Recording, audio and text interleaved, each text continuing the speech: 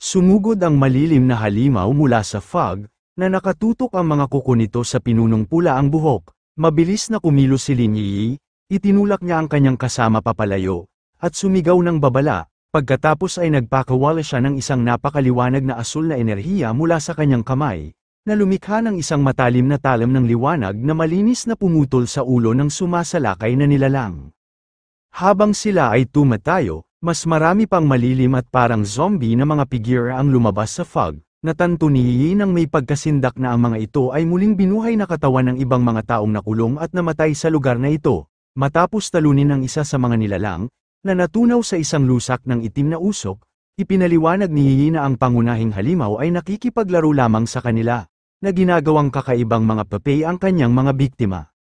Idinagdag ng pinunong pula ang buhok na ang kanilang mga pag-atake ay walang tunay na epekto sa mismong fog, at ang kanilang espiritual na enerhiya ay mabilis na nauubos, habang ang tunay na kalaban ay nananatiling nakatago. Di nagtagal ay natanto nila na sila ay nakulong sa isang uri ng ilusyon na nilikha ng halimaw, isang umiikot na kulay abong espasyo kung saan tila hindi matalo ang nilalang. Ito ay isang laro ng paghihintay. Hinahayaan lamang sila ng halimaw na mapagod. Isang butil ng pawis ang damaloy sa mukha ng pinuno habang lumulubog ang pagiging seryoso ng kanilang walang pag-asang sitwasyon. Bigla, ang langit sa itaas nila ay napunit upang ipakita ang isang nag-iisang, malaki, kulay pulang dugo na mata na nakatingin sa kanila. Sumigaw ang pinuno ng pangalan ni Yi sa takot. Ang mata ay isang gross, naglalagablab na bola ng laman na nagsimulang bumula at dumami, na nahahati sa maraming mas maliit at madulas na eyeball. Galit at desperado, sumugod ang pinunong pula ang buhok, galit na tinatadtad ang lumilipad na mga eyeball at sinira ang ilan sa mga ito sa isang pagkabaliw. Gayunpaman, nakaramdam si Yi ng pagbabago sa enerhiya ng nilalang at binalaan ang kanyang pinuno na huwag maging pabaya, na napagtanto na sa wakas ay nawawala ng pasensya ang kanilang kalaban, pagkatapos ay nagpakawala ang pangunahing mata ng isang malakas at puro na pagsabog ng pulang enerhiya. Nagawa ni Yi na maglagay ng isang kristal na harang sa tamang oras, ngunit ang lakas ng epekto ay napakalaki. Naduraj ang harang, at natagpuan ni Yi ang kanyang sarili na nag-iisa, na napapaligiran ng 12 ng mga nagliliyab na pulang mata sa mabigat na kadiliman. Nararamdaman niyang nawawala ang kanyang pag-asa, nagtataka kung paano siya mamamatay. Nakulong sa madilim na dominyo ng halimaw, si Lin Yi ay unti-unting kinakain ng malilim na galamay. Hindi na niya marinig ang boses ng kanyang pinuno at napagtanto na silang dalawa ay nilamon ng kadiliman. Isang alon ng panghihinayang ang bumalat sa kanya habang humihingi siya ng paumanhin sa kanyang sarili sa pagiging kampante, na inaamin na nagkamali siya sa pag-iisip na kaya nilang pangasiwaan ang gayong mapanganib na misyon ng mag-isa. Habang tinatanggap niya ang kanyang kapalaran, ang kanyang isip ay naglalakbay sa hinaharap na hindi niya makikita. Nagtataka kung ano ang magiging mundo pagkatapos ng buong pagbuhay ng espiritual na enerhiya. Sa isang huling pag-iisip ng kawalan ng pag-asa, ikinalulungkot niya na hindi niya makikita ang kahangahangang panahon na darating habang inaabot niya ang isang kamay, lumulubog sa kailaliman ng nagliliyab na pulang mga mata, tumulo ang mga luha sa kanyang mukha habang ipinipikit niya ang kanyang mga mata, handa na para sa katapusan, nang tila nawala na ang lahat ng pag-asa. Isang malaking pagsabog ng napakatalino na asul na liwanag ang sumabog, na pinunit ang kadiliman. Isang figure ang sumulpot sa pamamagitan ng mga anino, na nagpapalabas ng isang napakalaking aura ng nagngangalit na asul na enerhiya. Ito ay si Fang Yi, na ang mga mata ay nagliliyab sa kapangyarihan. Sinabi niya sa kanyang sarili na halos hindi siya umabot sa oras. Nakatingin si Yi sa lubos na pagkabigla at kawalan ng paniniwala, na may mga luha pa rin sa kanyang mga pisngi, habang nakikilala niya ang kanyang tagapagligtas at binibigkas ang kanyang pangalan, na kinikilala siya bilang kanyang pinsan, sa pamamagitan ng isang malakas na pagsabog ng banal na kulog. Ganap na winasak ni Fang Yi ang malilim na dominyo ng halimaw. Damapo siya ng grasyoso sa malinaw na kagubatan, na ang kanyang kamay ay kumikislap pa rin ng natitirang kuryente.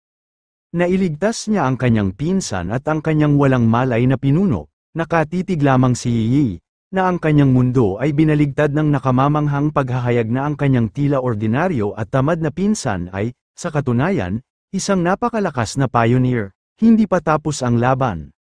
Ang tunay na anyo ng anomalya, isang grotesque, maraming mata, laman na orb, ay lumitaw mula sa mga anino sa likod ni Fang Yi. Nagising si Yi mula sa kanyang pagkabigla at desperadong sumigaw ng babala, na sinasabi sa kanya na ang pangunahing katawan ng nilalang ay nasa likod niya. Gayunpaman, hindi nag-aalala si Fang Yi.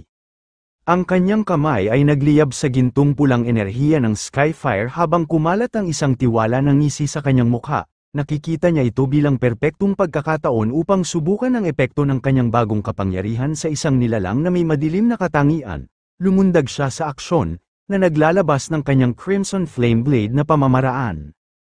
Ang pag-atake, na pinalakas ngayon ng hindi mapapatay na kapangyarihan ng Skyfire, ay ganap na bumalat sa halimaw sa isang nagngangalit na apoy. Nagpakawala ang nilalang ng isang huling, nakakapanindig balahibong hiyaw habang sinusunog ito ng banal na apoy. Pagkatapos nito, dahan-daang nagkamalay ang pinunong pula ang buhok. Natagpuan niya ang kanyang sarili at si Yi na nakaupo ng ligtas sa lupa, na napapaligiran ng isang proteksyon na bilog ng apoy. Naguguluhan at natatakot, tinanong niya si Yi kung sila ay namatay at kinaladkad sa impyerno kasama ang halimaw. Si Yi, na mas kalmado ngayon, ay tiniyak sa kanyang pinuno, na sinasabi sa kanya na tumingin ng mabuti at na sila ay buhay pa. Sinusubukan pa ring i-proseso ang nangyari. Inulit ng pinuno ang mga salita ni Yi sa kawalan ng paniniwala bago itanong kung sino ang nagligtas sa kanila. Casual na naglakad si Fang Yi patungo sa kanyang pinsan at sa kanyang pinuno, na may maliit na ngiti sa kanyang mukha habang humihina ang proteksyon na apoy. Sinabi niya sa kanila na nalutas na ang problema at, napansin ng oras, sinabi na malamang na hindi pa sila nag-aalmusal. Tinitigan siya ng pinunong pula ang buhok, na nanlalaki ang mga mata sa biglaang pagkilala. Tumalon siya sa kanyang mga paa, na ang kanyang ekspresyon ay isa sa purong kagalakan at pagkamangha. Itinuro niya si Fang Yi, na kinukumpirma na siya ang nagligtas sa kanila dati sa bayan ng Yangwo mula sa napakalaking Death Vine. Mukhang bahagyang nagulat si Fang Yi, iniisip sa kanyang sarili na nakilala siya ng napakadali. Ganap na natigilan si Lin Yi sa bagong paghahayag na ito. Tinanong niya ang kanyang pinuno kung sinasabi niya na ang makapangyarihang Fire Attribute Master na nagligtas sa kanila mula sa Vine ay pinsan din niya. Bumaling ang pinuno kay Yi, na parehong nagulat sa koneksyon, at nagtanong kung paano posibleng maging pinsan niya ang Supermaster na ito. Pinaalalahanan si Yi na inilarawan niya siya bilang isang ganap na ordinaryong tao. Kamot lamang sa ulo si Fang Yi na may awkward na ngiti.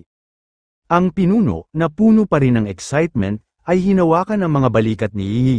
Ipinaalala niya sa kanya na ito rin ang tagapagligtas na tumalo sa Desolation Vine sa isang sulong. Hindi ka panipani walang slash. Naglalaro ang isip ni Yi, sinusubukang i-connecta ang mga tuldok. Napagtanto niya na ang kanyang pinsan ay talagang high-level fire user, ngunit naguguluhan pa rin siya, dahil nasaksihan niya lamang siya na gumamit ng isang hindi kapani-pani walang dalisay at makapangyarihang thunder attribute upang wasakin ang madilim na fog ng halimaw. Ang kanyang mga iniisip ay umiikot habang lubos niyang nauunawaan ang mga implikasyon. Ang napakalaking kapangyarihan ng parehong kanyang fire at thunder abilities ay nangangahulugan na siya ay isang super genius na may dual high-grade attributes. Pagkatapos, isa pang, mas nakakagulat na realisasyon ang tumama sa kanya habang naalala niya ang napakalaking espiritual na disturbance sa kanyang kapitbahayan. Ang isa na naghudyat ng isang breakthrough sa maalamat na spirit creation realm. Nagtataka siya kung ang hindi kapani-pani walang pagpapakita ng kapangyarihan ay gawa rin ng kanyang pinsan. Pagod na sa pagkalito, sumingit si Fang Yi at kinumpirma na oo, lahat ng iyon ay siya. Pagkatapos ay binago niya ang paksa, tinanong sila tungkol sa Dark Attribute Anomaly.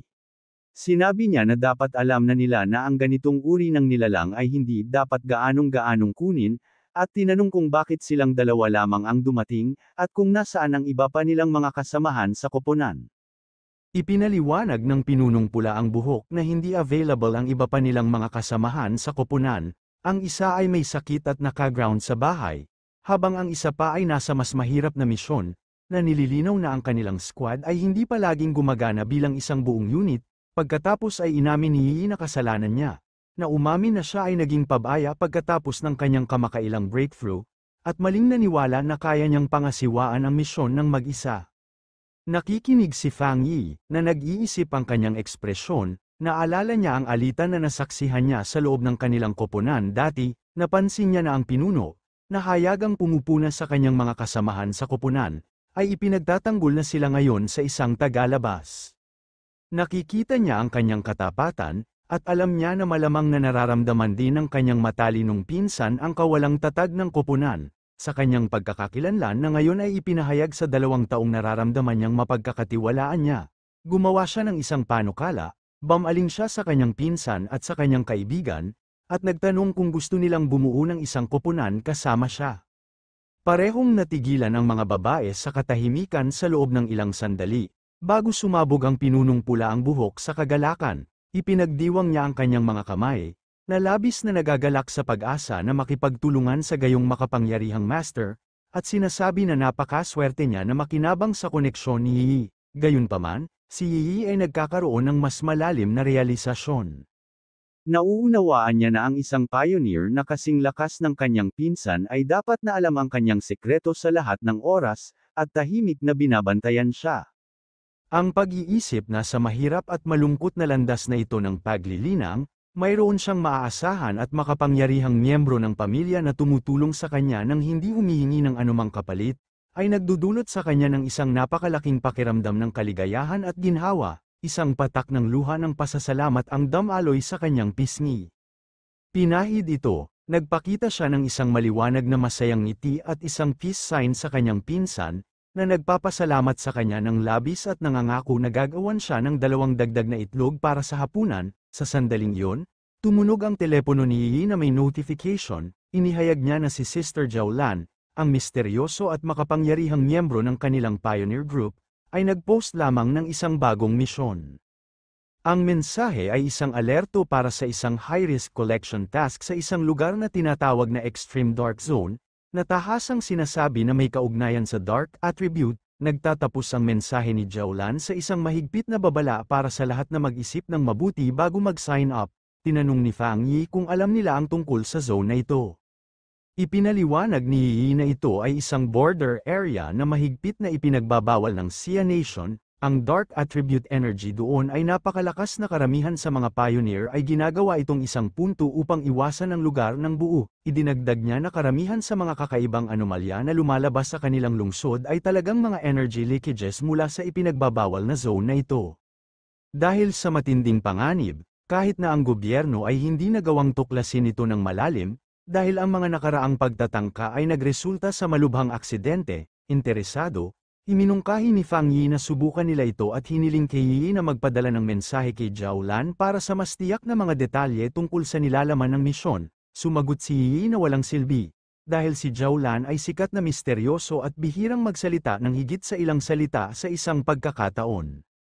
Isinasaalang-alang ni Fang Yi ang impormasyong ito. Ipinahiwatig niya na para makapag-issue si Jiaolan ng isang misyon sa isang top-secret na lugar na kontrolado ng gobyerno, siya ay alinman sa isang hindi kapani-paniwalang matapang na rogue na sumasalungat sa mga awtoridad, o mayroon siyang mataas na posisyon sa loob ng militar o ng Spiritual Energy Association, na pagpasyahan niya na ang huli ay mas malamang.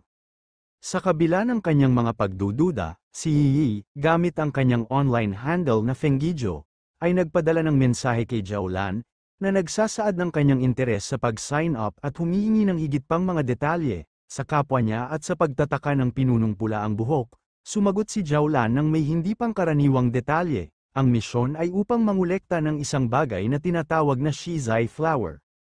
Nagbabala siya na habang ang mga gantimpala para sa misyon na ito ay mas mataas kaysa sa karaniwan, lahat ng mga panganib sa loob ng Extreme Dark Zone ay may kaugnayan sa Dark Attribute, at ang antas ng panganib ay mas mataas kaysa sa anumang naranasan nila dati. Tahasan niyang pinapayuhan ang lahat ng mga pioneer na bumuo ng mga team bago subukan ang misyon. Ang 2 babae ay natigilan sa kung gaano kakumpleto ang kanyang sagot, dahil ito ay ganap na labag sa kanyang karakter. Pagkalipas ng ilang sandali, dumating ang isa pang, mas diretsyong mensahe mula kay Jiaolan. Nagbabala siya na ang misyon ay maaaring may kasamang isang S-level na anomalya at ang death rate ay napakataas. Hinihimok silang mag-isip muli. Pagkatapos, nagdagdag siya ng isang huling, banayad na payo. Kung mayroon kang isang malakas at maasahang pioneer na makakasama, hindi pa huli para mag-sign up. Sa ibang lugar, Ang misteryosong babaeng purple ang buhok mula sa ospital, na ipinahayag na si Zhao Lan, ay naglalakad sa isang koridor na napapaligiran ng mga gwardya. Tumingin siya sa kanyang telepono at naisip sa kanyang sarili na nagawa na niya ang lahat ng kanyang makakaya. Nasa sa taong yun ngayon ang magpasya kung handa silang tanggapin ang hamon, bumalik sa parke, ngumisi si Fang Yi. Dahil lubos niyang naintindihan ang subtext, sinabi niya kay Yi na ang mensahe ni Zhao Lan ay hindi lamang isang babala, ito ay isang direkta at personal na imbitasyon. Isinalin niya ang nakatagong kahulugan, alam ko kung sino ka, alam ko na ang isang pioneer na katulad mo ay magiging interesado, at hinahamon kitang pumunta. Napagtanto ni Fang Yi nang may katiyakan na ang buong pag-post ng misyon na ito ay nakadirekta sa kanya. Sa pagtingin sa isang pangitain ng madilim at mapanglo na tanawin ng matinding dark zone, nakita niyang kawili-wili ang inaasam-asam at nagpasya na talagang maglalakbay siya doon.